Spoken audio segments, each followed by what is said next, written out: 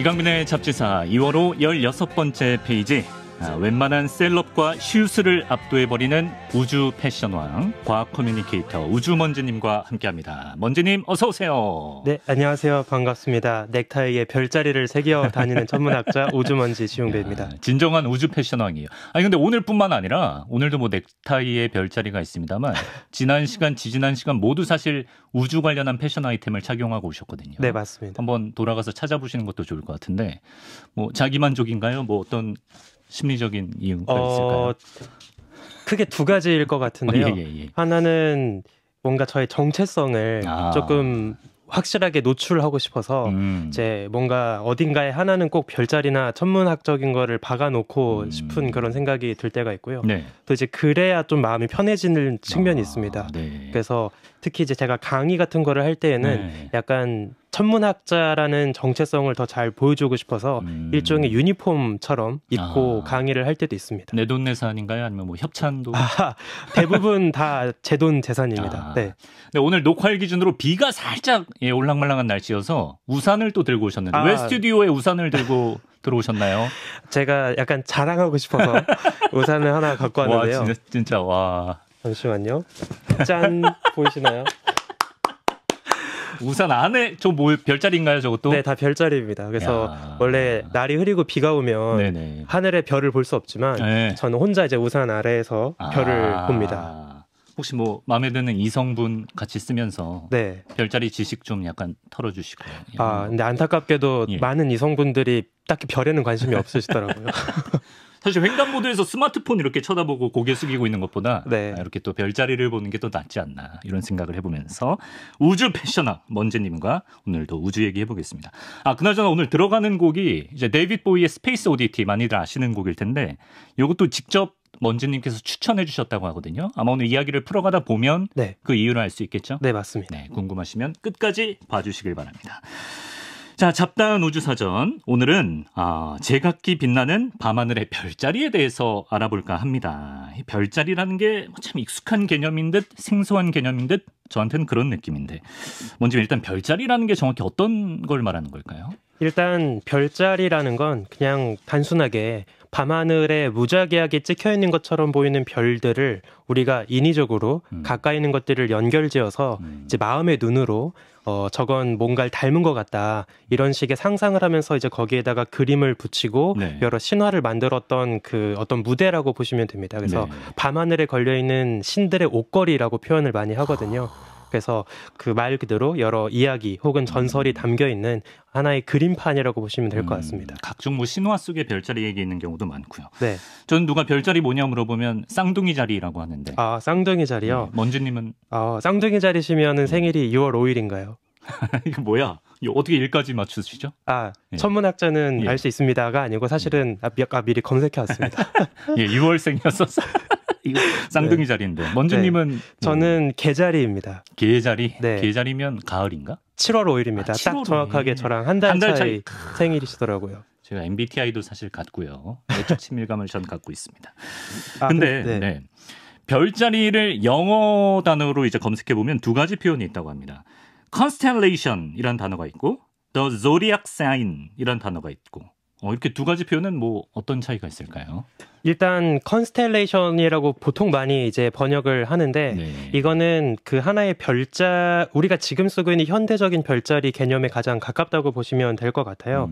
그래서 우리가 뭐 지금 별자리를 우리 총 88개를 국제천문연맹에서 정해놓고 지금 쓰고 있거든요. 우리는 12별자리가 많이들 알고 있는데 88개가 국제천문연맹의 오피셜 별자리. 맞습니다. 그래서 그게 북반구 하늘에 28개 그리고 방금 말씀하신 그 황도 12궁이라고 하는 12개의 별자리가 있고요. 그리고 남반구로 가면 48개의 별자리가 있습니다. 그래서 총 합쳐서 88개의 별자리입니다. 그러네. 참고로 하나 재밌는 게 북반구는 고작해야 28개밖에 없는데 남반구는 48개나 있잖아요. 그러네요. 이게 왜 이런 차이가 생겼냐면 그 북반구에서 먼저 고대 인류가 별자리를 만들었습니다. 네. 그래서 그때는 큼직큼직하게 네. 거대한 동물 같은 그림을 상상하면서 별자리를 만들었다 보니까 하나의 별자리가 차지하고 있는 면적이 되게 넓어요. 네. 근데 이제 남반구 별자리는 언제 만들기 시작을 하냐면 대항해 시대가 시작되면서 네. 조금 더 최근에 와서 나중에 만들기 시작을 합니다. 네. 근데 그러다 보니까 이제 너도 나도 네. 내가 먼저 별자리를 막 만들려고 하는 거예요. 그러다 보니까 이제 큼직한 별자리보다는 네. 조금 조그마한 별자리를 여러 개 만들어서 나눠 갖는 방식으로 이제 만들어지게 됩니다. 잘게 쪼갰구나, 남반구에서는. 네, 맞습니다. 예. 88개 이 숫자는 어떻게 나온 걸까요? 이게 그 아주 한 2,3천 년 전부터 고대 바빌로니아 시대 때부터 별자리가 있었던 걸로 알려져 있거든요. 그래서 그때부터 이어지던 다양한 문화권의 별자리들을 다 모아서 이제 회의를 합니다. 그래서 뭐 동아시아 별자리도 있고 유럽 별자리도 있고 뭐 호주 별자리도 있고 하니까 여러 문화권들의 별자리를 다 모아가지고 이제 우리가 좀 합의를 보자. 그래서 밤하늘의 지도를 체계적으로 세계 어디에서건 일관되게 이제 이야기를 할 수 있어야 하니까 그래서 이제 마치 땅덩어리 쪼개듯이 88칸으로 쪼갠 겁니다.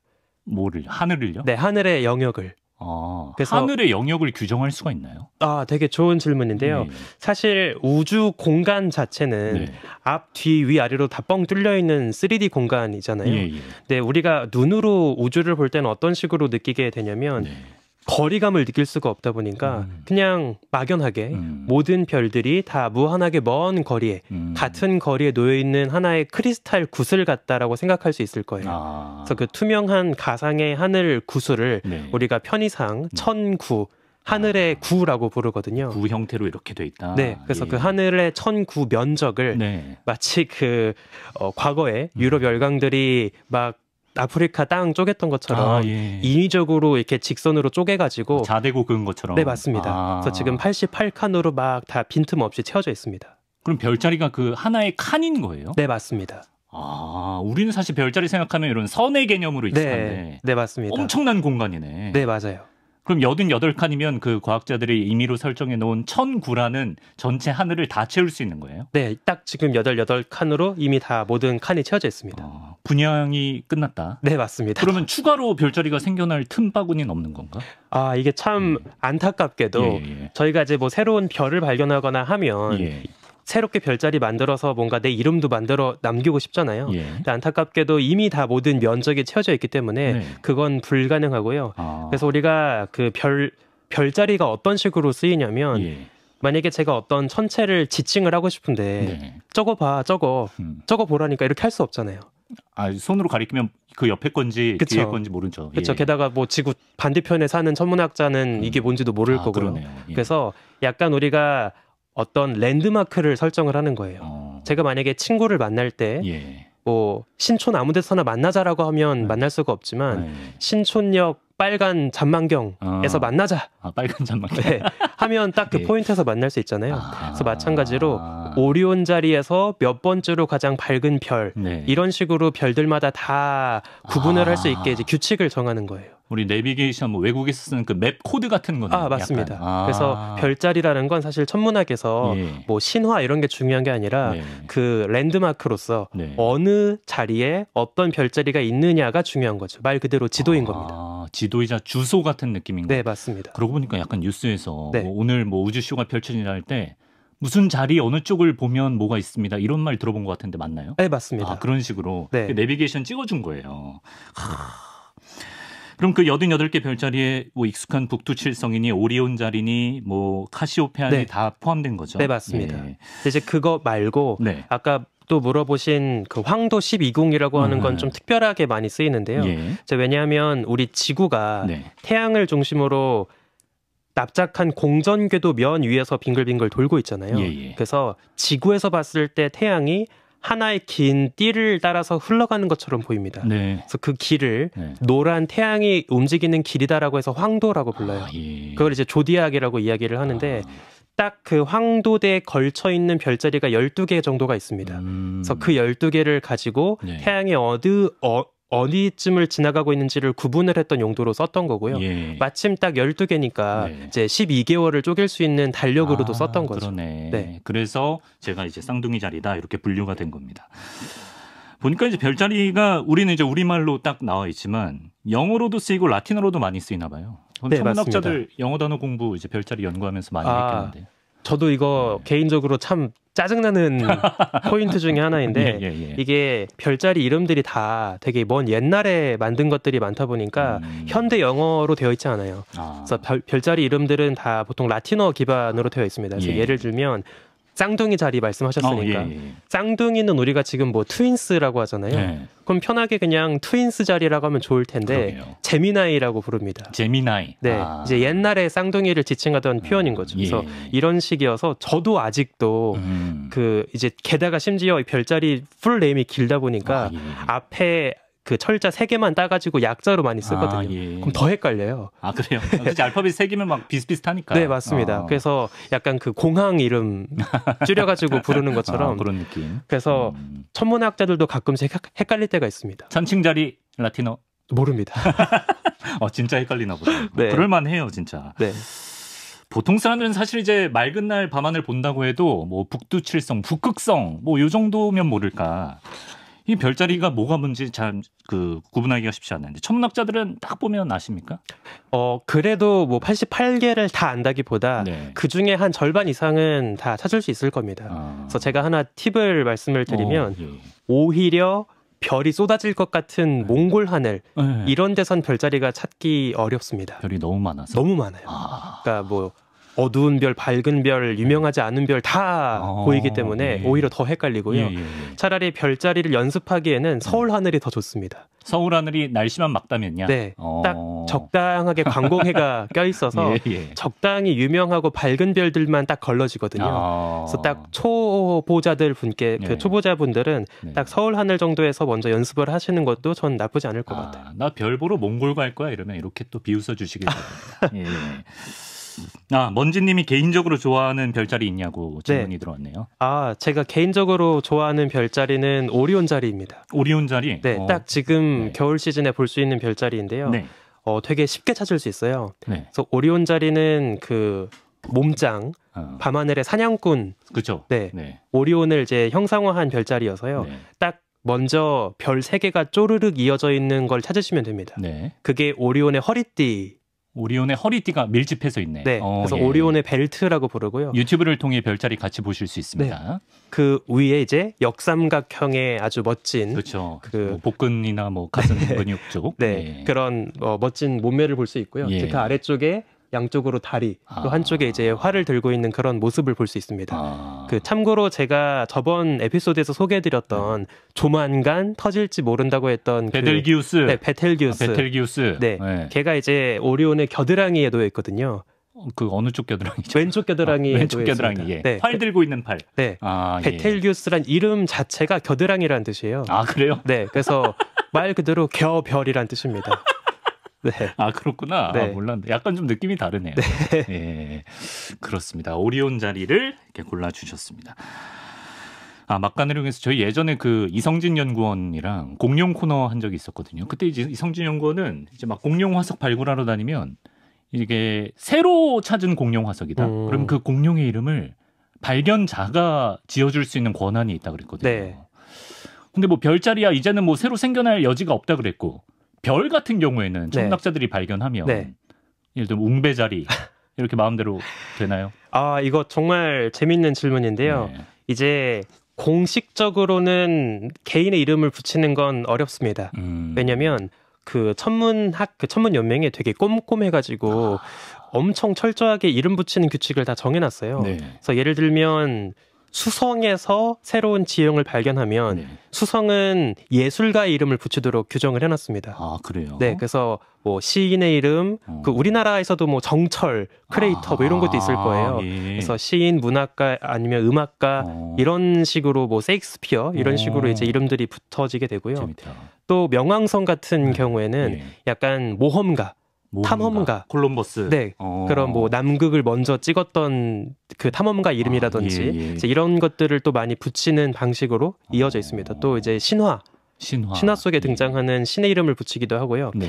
참고로 지금은 너무나 많은 천체를 발견하다 보니까 이제 신화 속의 등장인물 수가 부족해요. 그래서 아까 말씀드린 것처럼 뭐 예술가 이름도 붙이고 세익스피어 작품 속 등장인물 이름도 붙이고 이런 식으로 막 규칙을 계속 늘려가고 있습니다. 네. 천문학자 영역은 없나요? 천문학자 중에 제가 하나 좀 기억에 남는 이야기가 하나 있는데 최근에 제임스 웹으로 발견한 되게 먼 은하가 하나 있어요.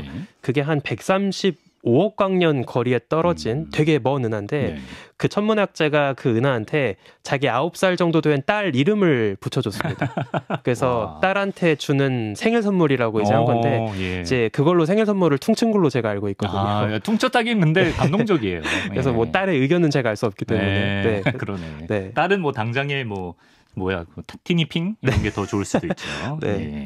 재밌네요. 자, 그러면 본격적으로 유튜브 화면을 통해서 보실 수 있는 분들은 같이 봐주시면 좋겠습니다. 별자리 구경을 우리 먼지님과 같이 해볼 텐데요. 먼저 한때 있었다가 사라진 별자리가 있다고 하는데 뭐 어떤 게 있습니까? 네. 지금 우리가 88개 별자리를 이제 약속을 해가지고 쓰고 있지만 이 약속을 하기 전에는 조금 중구난방이었습니다.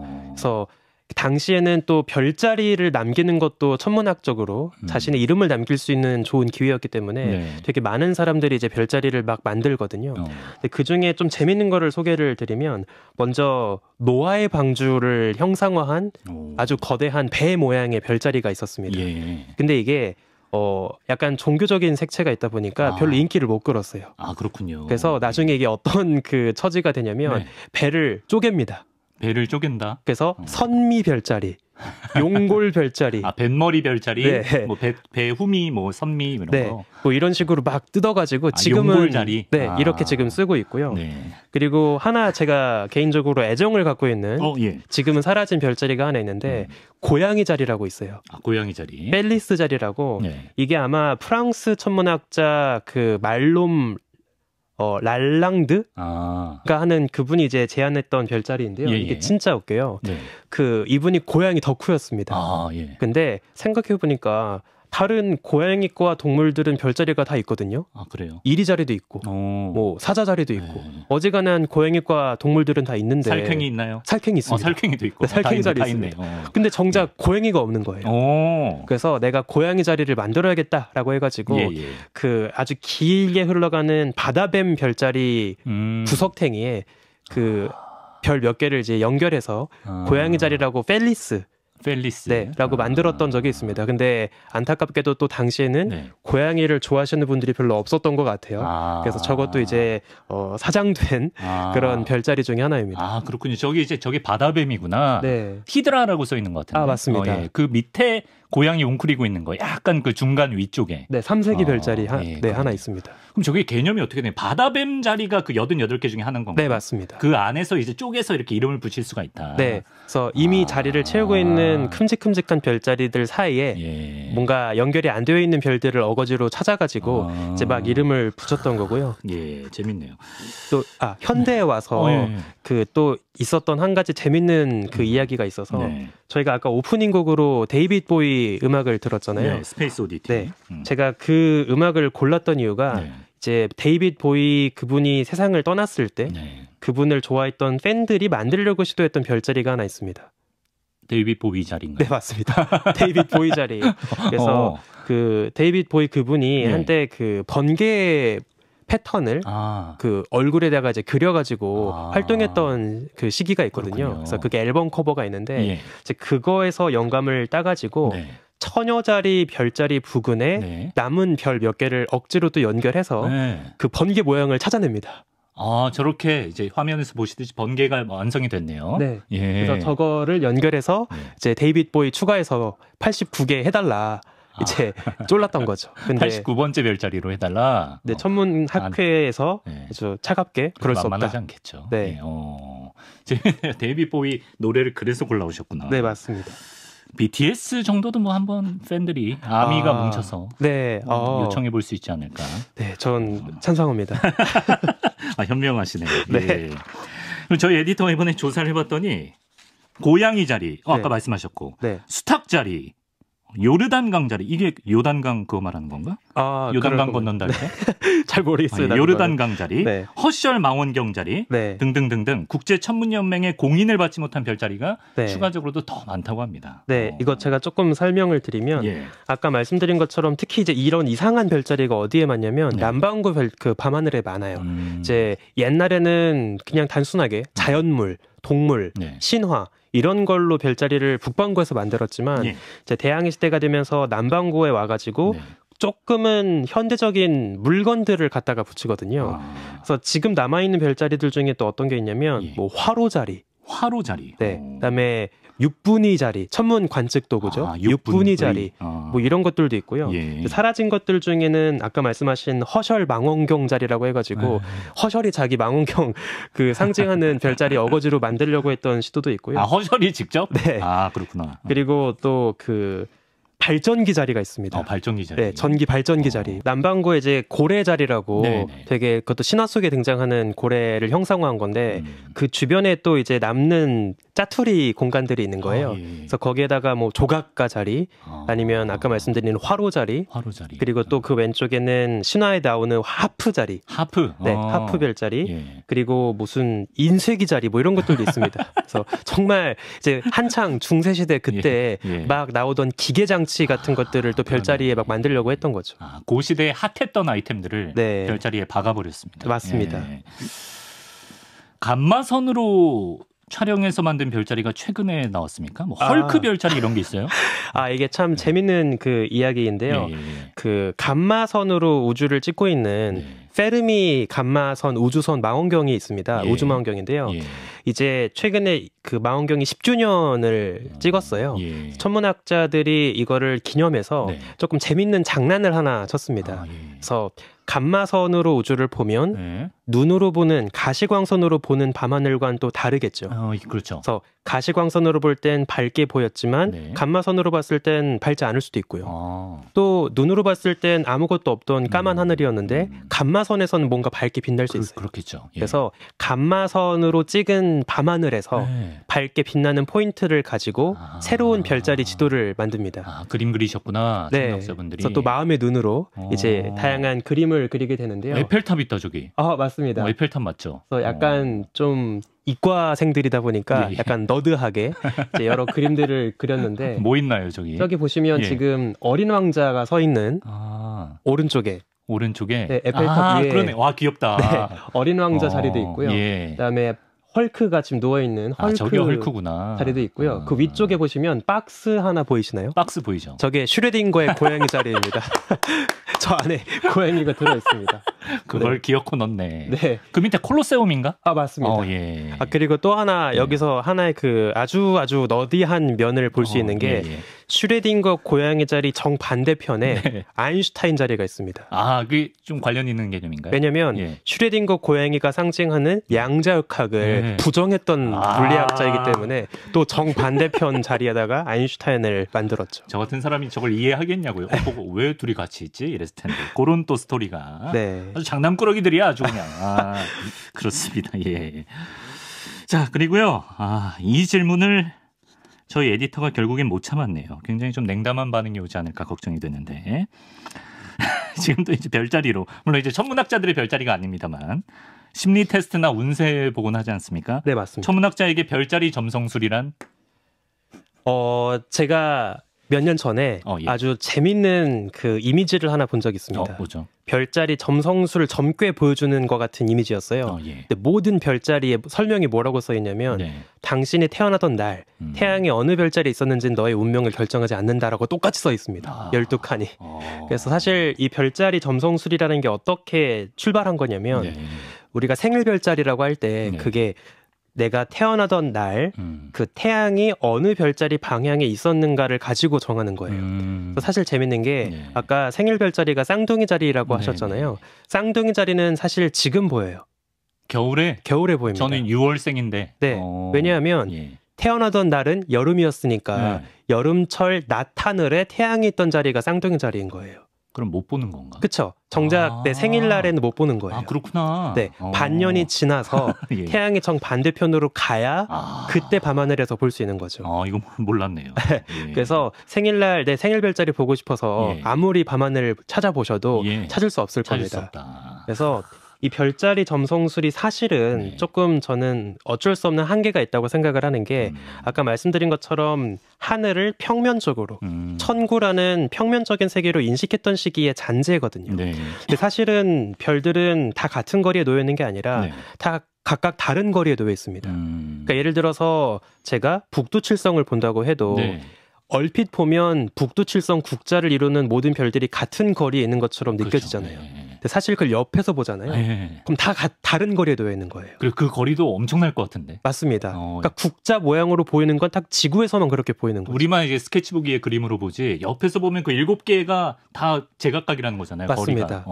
즉 그래서 하나 좀 다른 이야기긴 한데 제 개인적으로 SF 영화를 볼 때마다 항상 신경 쓰이는 게 있습니다. 뭐죠? 이제 가끔 지구에 쳐들어오는 외계인들이 네네. 자기 소개할 때 나는 오리온 자리에서 온 누구다. 나는 뭐 정갈 자리에서 온 누구다. 이렇게 얘기하잖아요. 근데 그 별들이 오리온 모양으로 보이고 정갈 모양으로 보이는 건 지구밖에 없거든요. 맞아. 그러니까 굳이 쳐들어와가지고 자기 고향을 지구의 스타일로 소개하는 건 너무나 친절한 침략자라고 생각합니다. 화친을 제안하면 모를까? 네, 그렇죠. 화친을 제안하면 내가 너희의 어떤 정서를 이해했어. 그럴 수 있는데 쳐들어와서는 그건 말이 안 된다. 그래서 SF 감독분들 이걸 좀 참고하시면 좋겠습니다. 그러게요. 잡지사 꼭 보시길 바랍니다. 예. 그럼 먼지님 바로 눈앞에서 굉장히 비범한 별똥별이 떨어져도 소원 안 비냐고 또 이거는 약간 천문학자의 농담인데요. 아마 대부분의 별똥별이 받은 접수한 소원은 이거일 겁니다. 무슨 말이죠? 순식간이다? 너무나 빠르게 지나가기 때문에 이게 아마 별똥별들이 제일 많이 접수한 소원일 겁니다. 예, 알겠습니다. 네. 자, 그렇고요. 아까 뭐 이제 몽골 하늘보다는 오히려 별이 적당히 보이는 이제 서울이 하늘이 이제 맞기만 하다면야 별 보기 좋다라고 하셨는데, 그럼 이제 대한민국 중에서도 요즘이 또 겨울철 별자리 끝물이네요. 예, 끝물 부지런히 보셔야 될 것 같은데 별 보기 좋은 곳. 먼지님께서 소개해 주시면 좋을 것 같아요. 네. 사실 제가 가끔 받는 질문이에요. 그리고 항상 답을 할까 말까 고민이 되는 질문입니다. 왜죠? 왜냐하면 저만 알고 있던 스팟인데 이게 이제 공개적으로 알려지게 되면 또 사람들이 많아지고 또 관공해가 많아지고 제가 즐겼던 밤하늘이 또 밝아지니까 항상 그런 걱정이라면 잡지사 정도면 크게 뭐 우려할 정도는 아니야. 크게 우려할 정도는 아니야. 네. 그래서 제가 개인적으로 가장 좋아하는 포인트가 어디냐면 가장 중요한 게 날씨도 날씨지만 광공해를 피하는 게 일단 제일 중요합니다. 빛공해. 네, 맞습니다. 왜냐하면 이게 최근에 사이언스 논문으로 나왔던 분석 결과인데요.